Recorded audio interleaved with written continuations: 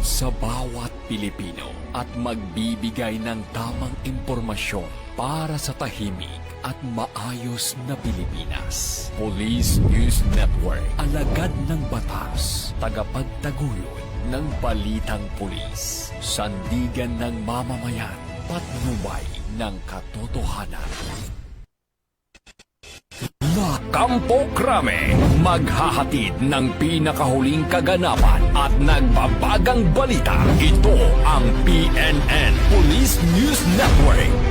At ngayon, ang inyong mga tagapagbalita. Magandang araw, Bagong Pilipinas. Kami ang inyong alagad ng batas, tagataguyod ng balitang pulis. Patrolman Regan Robles mula sa PNP Aviation Security Group. At Patrolwoman Ronaldine Tanggiak mula sa Regional Mobile Force Battalion ng NCRPO, maghahatid sa inyo ng tamang balita, kwento ng pulis at serbisyo para sa mamamayan. At ito ang PNP News Online. Ang pangunahing balita ng Police News Network, alagad ng batas, tagataguyod ng balitang pulis.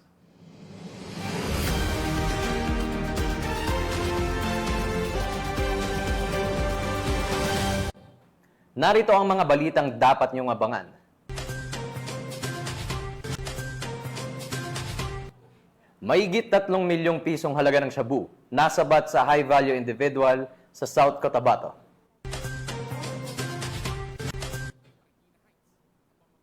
Tawag sa 911, nauwi sa matinding operasyon, Pasig Police, nasabat ang malaking halaga ng shabu.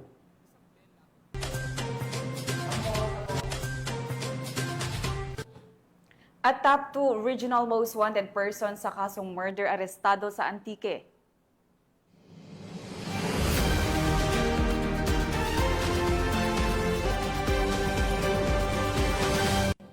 Narito ang mga balitang hatid ng ating PNN correspondents mula sa iba't ibang panig ng bansa.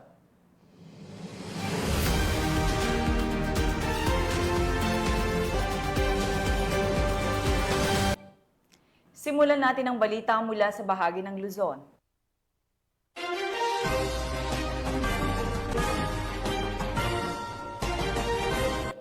Dalawang suspect ang arestado habang malaking halaga nang iniinalang shabu ang nasamsam matapos ang isang tawag sa PNP Emergency Hotline 911 na agad tinugunan ng Pasig City Police. Binagyang diin ng pulisya ng malaking tulong ang aktibong pakikiisa ng publiko sa pamamagitan ng paggamit ng Hotline 911 na nagsisilbing epektibong daan para sa mabilis na pagtugon ng mga otoridad laban sa kriminalidad. Patrolwoman Reynan Jade Gravera sa balita.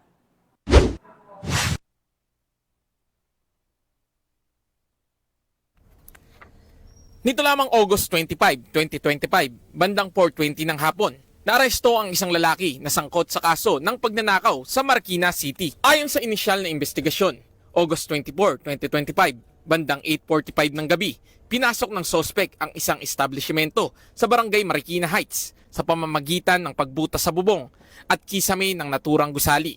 Nakuha nito ang cash na 22,800 pesos, isang Dell Latitude laptop na may halaga na 40,000 pesos, 3 company cellphones, isang Samsung A55 na nagkakahalaga ng 22,800 pesos, Samsung A05 na nagkakahalaga ng 12,597 pesos, Samsung A13 na may halagang 10,000 pesos at isang minipan na may halagang 800 pesos. Isang concerned citizen ang nag-report sa mga pulis tungkol sa naturang pagnanakaw at sa loob lamang ng 5 minuto ay agarang nakarating ang kapulisan at mga barangay tanod sa pinangyarihan ng insidente.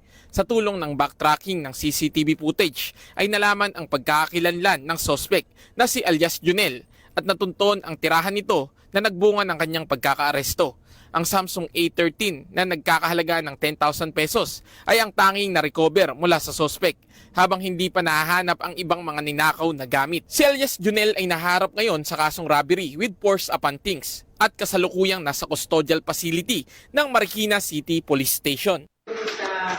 Pag-gusto din ang kapisa ng Marikina City. Mabilis agarang action naman po yung ginawa ng ating kapisa. Kasi nung nag-report yung tawa ko sa barangay, then pagbalik ng tao ko galing sa barangay, may assistant na po agad ng barangay attention. Then pagdating po sa sinaktakay, yung pina-check yung CCTV para kung makakilala niya yung suspect. Kaya po natakit din agad siya kasi nakilala po nila na which is ginagawa nila dito. Thank you po sa ating kapulisan na ginagawa po nila kanila po. Mula dito sa Eastern Police District, ako ang inyong PNN correspondent, Patrolman Reynan Jade Gravera, alagad ng batas, tagataguyod ng Balitang Pulis. Maraming salamat, Patrolman Gravera.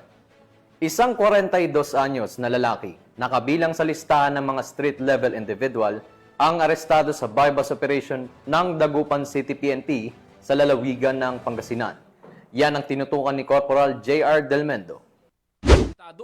Isang 42 anyos na lalaki sa isinagawang anti-illegal drug bypass operation ng mga miyembro ng Dagupan City Police Station sa Barangay Bunuan, Bukig, Dagupan City, Pangasinan. Ang suspect ay nakatala bilang street-level individual. Narekobre mula sa kanya ang 12 gramo ng hininalang shabu na nakapaloob sa 2 plastic sachet at mayroong standard drug price na 81,600 pesos. Maliban dito, nakuha rin ang isang genuine 500 peso bill at 15 pirasong kopya ng 1,000 peso bill na ginamit bilang buy-bust money, isang unit ng cellphone at isang motorsiklo na ginamit ng suspect. Isinagawang markings at inventory sa mga ebidensya sa mismong lugar ng operasyon sa presensya ng suspect at ng mga mandatory witnesses. Ang suspect ay haharap sa kasong paglabag sa Section 5 ng Article 2 ng Republic Act 9165. Mula dito sa Ilocos Region, ito ang inyong PNN correspondent, Police Corporal J.R. Del Mendo, alagad ng batas, tagataguyod ng Balitang Pulis. Maraming salamat, Police Corporal Del Mendo. Walang takas ang isang high-value individual sa isinagawang anti-illegal drug operation ng mga operatiba ng pulisya sa lalawigan ng Camarines Sur. Nakatutok dyan si Police Corporal Doxy Charis Casasos. Arestado ang isang high-value individual sa isinagawang drug operation na pinangunahan ng Provincial Drug Enforcement Unit ng Camarines Sur Police Provincial Office kasama ang San Fernando Municipal Police Station, PDEA Camarines Sur sa koordinasyon ng PDEA Regional Office 5 nitong Agosto taong kasalukuyan sa Zone 4, Barangay Maragni, San Fernando, Camarines Sur. Kinilala ang naaresto sa alias Ingo, 46 anyos, lalaki, may asawa at residente ng Barangay Maragni, San Fernando, Camarines Sur. Nakumpiska sa sospek ang tinatayang 36 gramo na hinihinalaang shabu na nakalagay sa heat-sealed transparent plastic sachet na may tinatayang halaga na 244,000 at 800 piso at mga iba pang paraphernalia. Mahaharap ang sospek sa kasong paglabag sa Republic Act 9165 o ang Comprehensive Dangerous Drugs Act of 2002. Ang PNP Bicol katuwang ang mga kaagapay na ahensya na magpapatuloy ang pinaigting na kampanya kontra iligal na droga upang matiyak ang kaligtasan at kapakanan ng mga mamamayan sa rehiyon. Mula dito sa Bicol Region, ako po ang inyong PNN correspondent, Police Corporal Doxy Charis Casasos, alagad ng batas tagataguyod ng Balitang Pulis. Maraming salamat, Corporal Casasos. 2 drug suspect, kabilang ang isang Amerikano, ang nasa kote ng mga otoridad sa isinagawang bypass operation sa Villamor, Pasay. Ang balita mula kay Patrolwoman Verna Gundrat.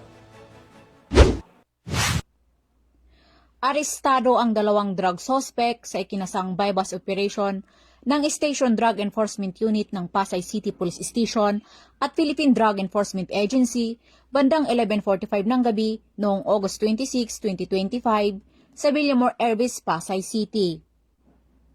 Kinilala ang mga suspect na sina alias Boy, 29 anyos, Pilipino, at alias Kirk, 39 anyos, American citizen at isang chief. Pareho silang nasa drug watch list, si Boy bilang street-level individual at si Kirk bilang high-value individual. Nasamsam mula sa kanila ang 5.99 gramo ng hinihinalang shabu na nasa siyam na plastic sachet na may halagang 40,392 pesos, isang genuine 500 mark money, isang empty Marlboro pack at isang black cellphone. Kasalukuyang nasa kustodiya ng SDEU ang mga sospek habang inihahanda ang kasong paglabag sa RA 9165 na isasampa sa Pasay City Prosecutor's Office. Mula dito sa Camp Bagong Diwa, Bicutan, Taguig City, ako po ang inyong PNN correspondent, Patrolwoman Berna Gondran, alagad ng batas, tagataguyod ng Balitang Pulis. Maraming salamat, Patrolwoman Gondran. Matagumpay na naibalik ng 1st Kalinga Provincial Mobile Force Company sa tunay na may-ari ang isang iniwang motorsiklo na kanilang na-recover sa Tabuk City, Kalinga. Patrolman Rafin Jude Suaya sa Balit. Abandonadong motorsiklo ang na-recover ng 1st Kalinga Provincial Mobile Force Company sa liblib na lugar ng Sitio Calagdaw, Barangay Bulanao, Tabuk City, Kalinga nito lamang Agosto 28 taong kasalukuyan. Batay sa ulat, nakatanggap ng tawag ang mga kapulisan mula sa isang concerned citizen na may nakatumba at abandonadong motorsiklo sa nasabing lugar at kaagad naman itong nirespondihan ng mga kapulisan. Nakumpirma ng mga kapulisan sa mismong lugar ng pagkakadiskubre ang isang itim na Kawasaki Rouser 135 at dinala sa kanilang himpilan. Kaagad namang kinontak ang umano'y nakarehistrong nagmamayari ng motorsiklo at hiningan ng mga papeles at katibayan na siya nga ang nagmamayari na kalaunan ay itinurn over din sa kanya. Nagpapasalamat naman ang mga residente sa kanilang nasasakupan dahil sa kanilang pakikiisa at pagtitiwala sa pagpaparating ng anumang insidente at kahinahinalang pangyayari upang makamtan ng isang tahimik at payapang komunidad. Mula dito sa Camp Dangwala, Trinidad, Benguet, ako po ang inyong PNN correspondent, Patrolman Rafin Jude Suaya, alagad ng batas, tagataguyod ng Balitang Pulis. Maraming salamat, Patrolman Suaya. Naaresto ang isang city most wanted person sa kasong rape sa isinagawang operasyon ng San Jose del Monte PNP sa Bulacan.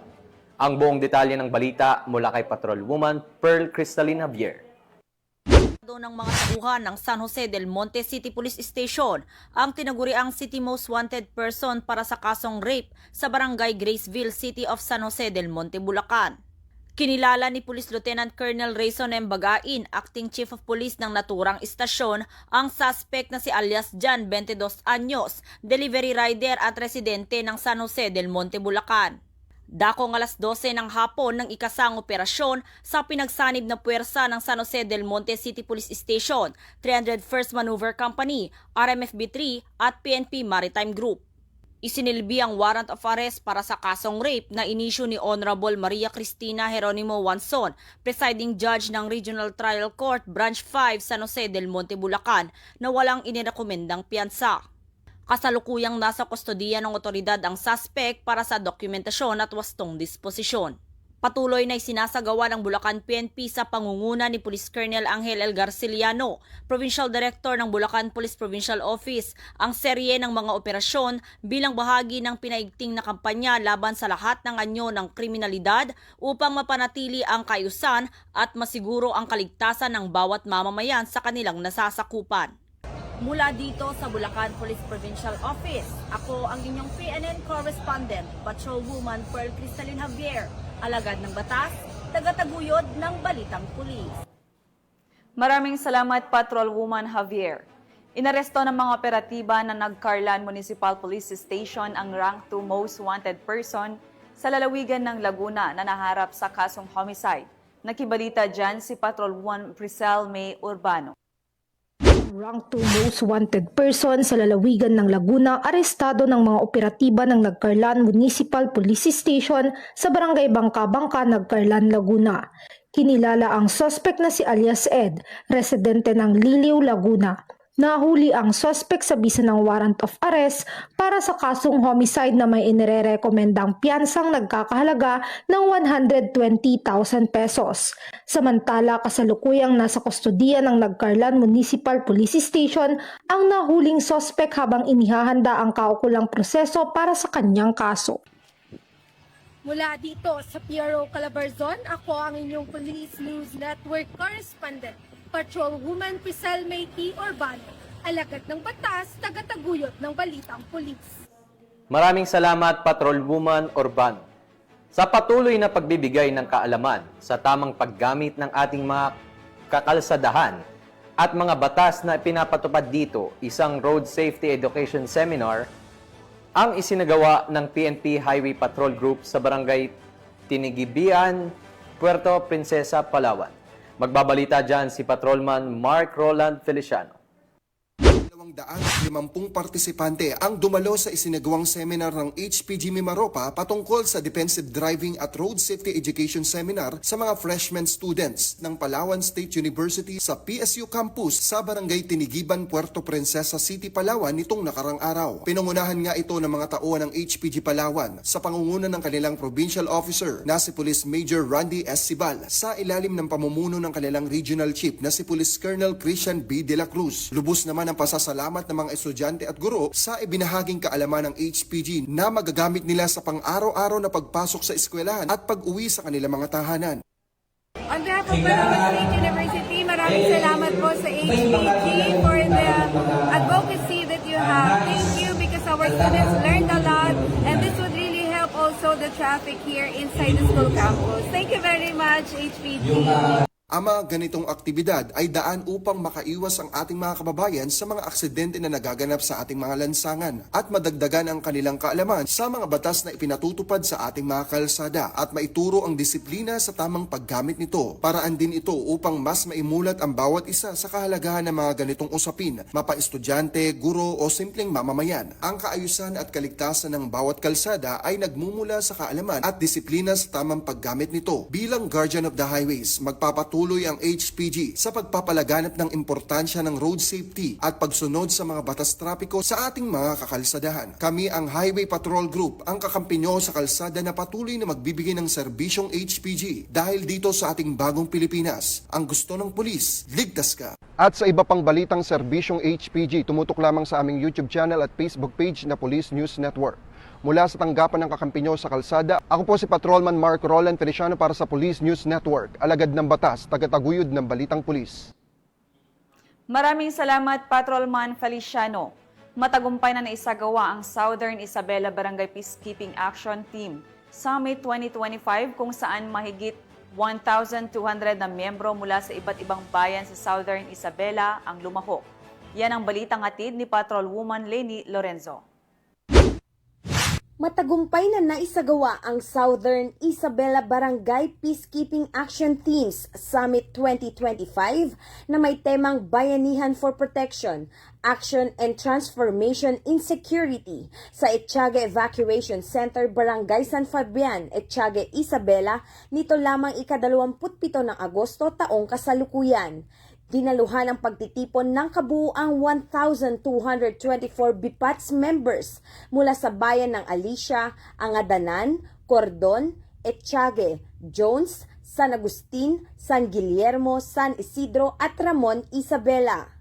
Pinangunahan ang aktibidad ni na Police Lieutenant Colonel Gary A. Matagay, Deputy Provincial Director for Administration, DPDA, at Police Lieutenant Colonel Jomar F. Julian, Chief ng Police Community Affairs and Development Unit, PICADU, katuwang ang pamahalaang lokal ng Etxague, Isabela. Kabilang sa mga mahalagang paksa na tinalakay ang mga sumusunod: roles of BIPATS and relation of BIPATS to PNP, salient provisions of katarungang pambarangay and citizens arrest, Barangay Intelligence Network o BIN, roles of BIPATS as first responders, road safety and traffic laws and violations, proper reporting of crime through E911 at awareness on West Philippine Sea. Layunin ng summit na bigyang kakayahan ang mga BIPATS sa pamamagitan ng karagdagang kaalaman at pagsasanay upang maging mas epektibong katuwang ng kapulisan at lokal na pamahalaan sa pagpapanatili ng kaayusan at kapayapaan sa kani-kanilang mga barangay. Nagtapos ang summit sa awarding of certificates para sa lahat ng kalahok. Sa kabuuan, ang aktibidad ay nagbunga ng mas pinatibay na ugnayan ng BIPATS, PNP at mga lokal na pamahalaan na magsisilbing matatag na haligi ng tagapagtaguyod sa isang mas ligtas at mas mapayapang Isabela Province. Mula dito sa Lambak ng Cagayan, ako ang inyong PNN correspondent, Patrolwoman Leni Lorenzo. Alagad ng batas, tagataguyod ng balitang pulis. Maraming salamat, Patrolwoman Lorenzo. Tunghayan naman natin ang mga balita mula sa Visayas.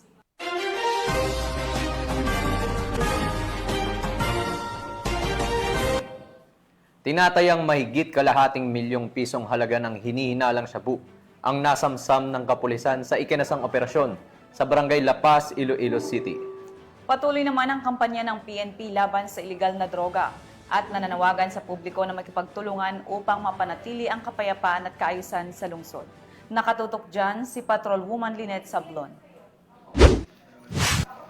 Arestado ang isang lalaki sa isinagawang buy-bust operation ng Station Drug Enforcement Team ng Iloilo City Police Station 2 sa ilalim na pamumuno ni Police Captain Jeffrey Delgado, officer in charge ng ICPS-2 sa Zone 4 Barangay Kaingin, La Paz, Iloilo City. Dito lamang 28 ng Agosto taong kasalukuyan. Kinilala ang suspect na si alias Aching, 32 taong gulang, isang construction worker, may asawa at 2 anak at residente ng naturang lugar. Nabili kay alias Toto Aching ang isang sachet na hinihinalang shabu gamit ang 3,100 pesos na buy-bust money. Na-recover din mula sa suspect ang 6 pagsashay na hinihinalang shabu na nakalagay sa isang black plastic box, isinilid sa maliit na brown envelope at nakabalot ng face mask na kulay itim. Tinatayang aabot sa himigit kumulang 75 gramo ang ubuang bigat na nasamsam na iligal na droga na may halagang tinatayang 510,000 pesos base sa standard drug price. Kasalukuyan na sa kustudiya ng ICPS-2 ang suspect para sa dokumentasyon at naharap sa kasong paglabag sa Republic Act 9165 o Comprehensive Dangerous Drugs Act of 2002. Patuloy na ipinapakita ng PNP ang kanilang dedikasyon sa paglaban sa iligal na droga para sa kapayapaan at seguridad ng bawat mamamayan. Mula rito sa Western Visayas, ako ang PNN correspondent, Patrolwoman Lynette Sablon, alagad ng batas, tagataguyod ng Balitang Pulis. Maraming salamat, Patrolwoman Sablon. Huli ngayon ng mga operatiba ng PNP Special Action Force at Criminal Investigation and Detection Group ang nakatalang top 2 regional level most wanted person sa kasong murder sa Barangay San Jose, Antique. Narito ang report ni Corporal Marcelino Termenes. Arestado ang isang kilalang suspect na si alias Dennis na number 9 regional level most wanted person ng Pro 13 para sa third quarter ng 2025 sa isinagawang joint operation ng 15th Special Action Company, 1st Special Action Battalion ng PNP SAF katuwang ang Criminal Investigation and Detection Group, Surigao del Sur Provincial Field Unit na nagsilbing lead unit at iba pang sangay ng PNP sa Barangay Mangagoy, Bislig City, Surigao del Sur. Ang pag-aresto ay sinagawa batay sa warrant of arrest na may criminal case number 25-2026 para sa kasong robbery with homicide na inilabas ng RTC Branch 55 10th Judicial Region, Trento, Agusan del Sur noong June 26, 2025. Kasalukuyang nasa kustodiya ng CIDG Surigao del Sur PFU ang naarestong suspect para sa kaukulang dokumentasyon at disposisyon. At mula dito sa headquarters sa Fort Santo Domingo, Santa Rosa City, Laguna, ang tahanan ng inyong tagaligtas. Ako ang inyong PNN correspondent, Police Corporal Marcelino Termenes, alagad ng batas, tagataguyod ng Balitang Pulis. Maraming salamat, Police Corporal Termenes. Walang kawala sa batas ang isang menor de edad matapos mahulihan ng mahigit 400,000 pisong halaga ng hinihilalang shabu sa ikinasang operasyon ng kapulisan sa lungsod na ito. Yan ang tinutukan ni Patrolwoman Annalyn Canoog.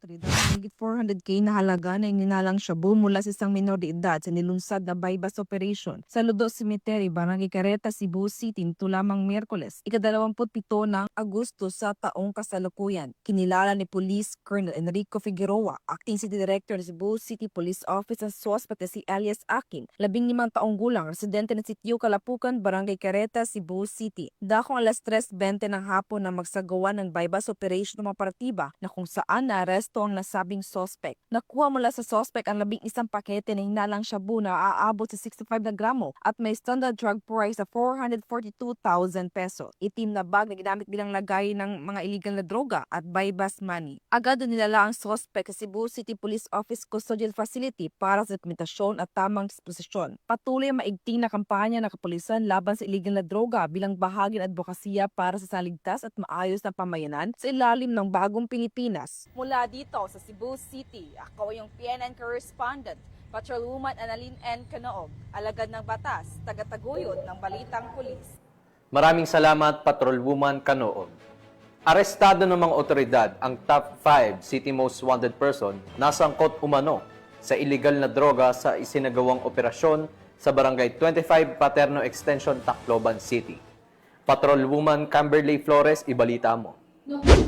tinaguriang top 5 city most wanted person sa kasong paglabag sa RA 9165 matapos mapasakamay ng mga autoridad sa Barangay 25 Paterno Extension, Tacloban City. Bandang alas 11:47 ng gabi nang maaresto ang akusado ng mga tauhan ng Tacloban City Mobile Force Company kasama ang 805th Maneuver Company Regional Mobile Force Battalion 8 at Headquarters Regional Maritime Unit 8 sa bisa ng warrant of arrest para sa kasong paglabag sa RA 9165 o Comprehensive Dangerous Drugs Act of 2002 na walang inirekomendang piyansa. Ang akusado ay dinala sa Tacloban City Police Office para sa kaukulang dokumentasyon at tamang disposisyon. Ang matagumpay na operasyon ng Tacloban City PNP laban sa mga taong may pananagutan sa batas ay bunga ng pinaigting na pakikipagtulungan at suporta ng mamamayan para mapanatiling payapa at maayos ang komunidad. Dahil sa bagong Pilipinas, ang gusto ng pulis, ligtas ka. Mula dito sa Eastern Visayas, ako ang inyong PNN correspondent, Patrolwoman Flores, alagad ng batas, tagataguyod ng Balitang Pulis. Maraming salamat, Patrolwoman Flores. Narito naman ang mga balita mula sa bahagi ng Mindanao.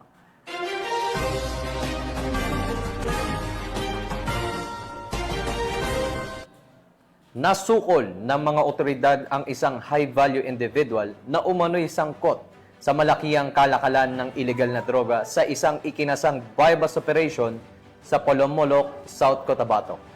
Tumambad sa mga operatiba ang mahigit 3.7 milyong halaga ng hinihilalang shabu matapos maaresto ang suspect na matagal nang minamanmanan ng pulisya. Patrolwoman Vina Morales sa balita.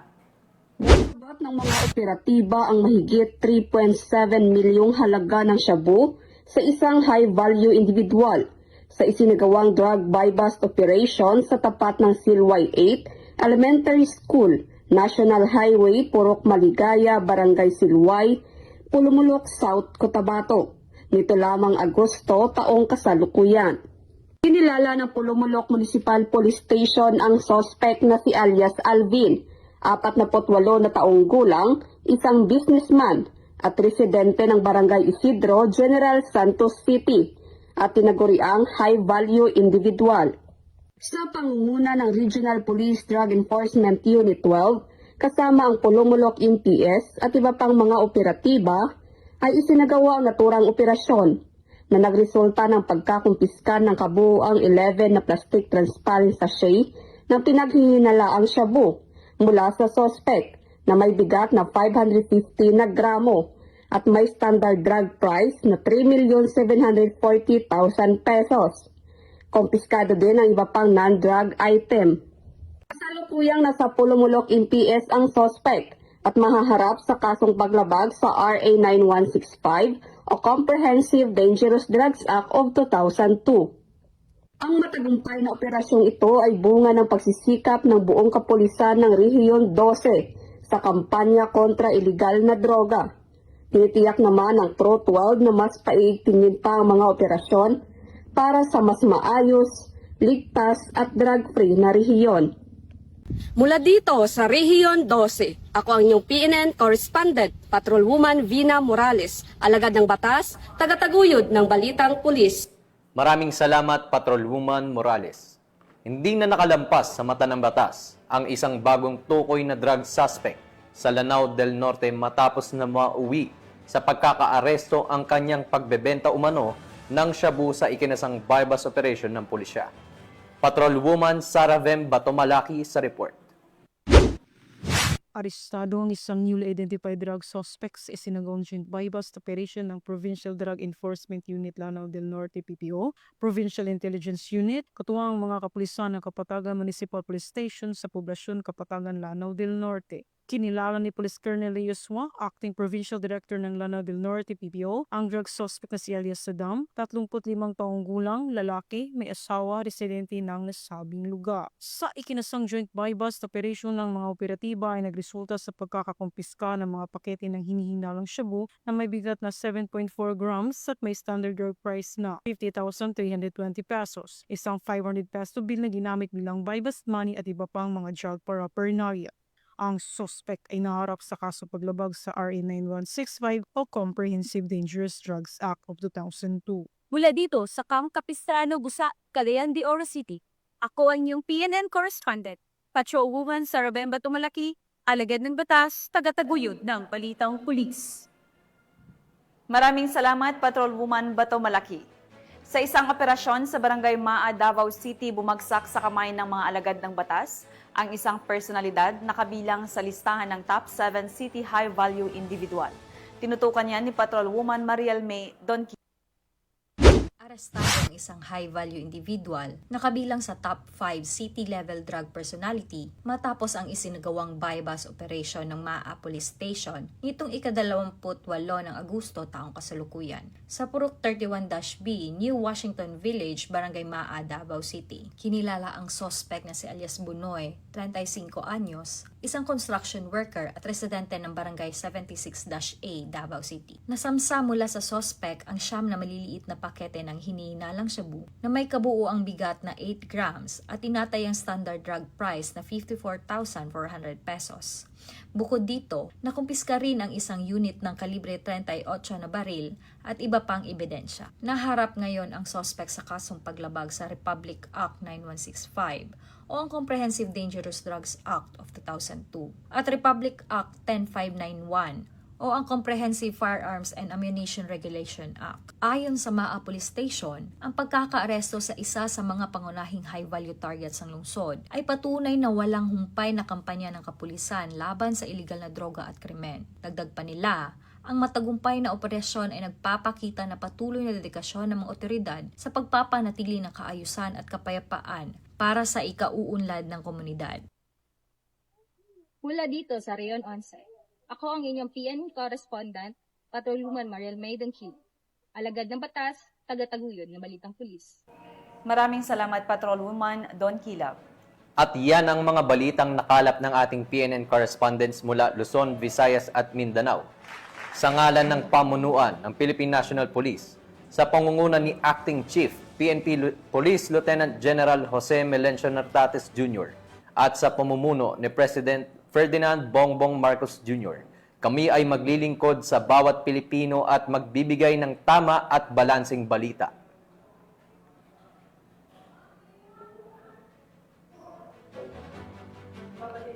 Mula rito sa tanggapan ng tagapag-ugnay ng Pambansang Pulisya, kami ang inyong alagad ng batas, tagataguyod ng Balitang Pulis, Patrolman Regan Robles mula sa PNP Aviation Security Group, at Patrolwoman Ronelyn Tanggiak mula sa Regional Mobile Force Battalion ng NCRPO, maghahatid sa inyo ng tamang balita, kwento ng pulis at serbisyo para sa mamamayan. At ito ang PNP News Online. ang pangunahing balita ng Police News Network.